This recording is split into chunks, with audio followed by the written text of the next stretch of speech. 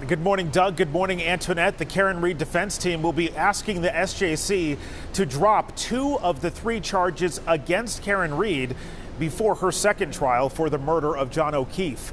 Judge Beverly Cannoni declared a mistrial in July after the jury reached an impasse in deliberations. Now, subsequent to that, the defense says multiple jurors contacted the defense team, claiming the jury had actually reached a unanimous verdict of not guilty on 2 counts, second-degree murder and leaving the scene of an accident with death resulting.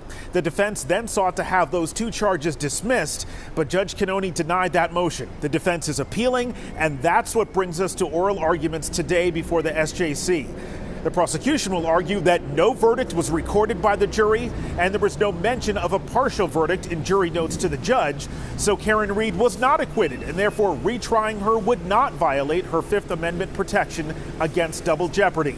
Back in August, trial judge Cannoni heard arguments from both sides on the defense motion to dismiss and the defense request to bring back the jury for questioning.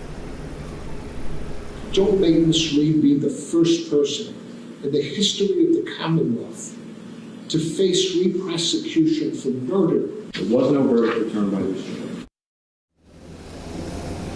The jurors who contacted the defense say the jury was only deadlocked on the charge of vehicular manslaughter.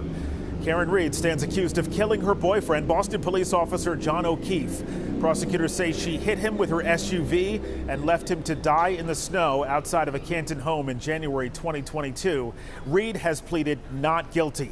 Just 2 days ago, Special Prosecutor Hank Brennan and the defense filed a joint motion asking the trial judge to delay the start of the second trial from January, pushing it back to April of 2025 to give both sides adequate time to prepare.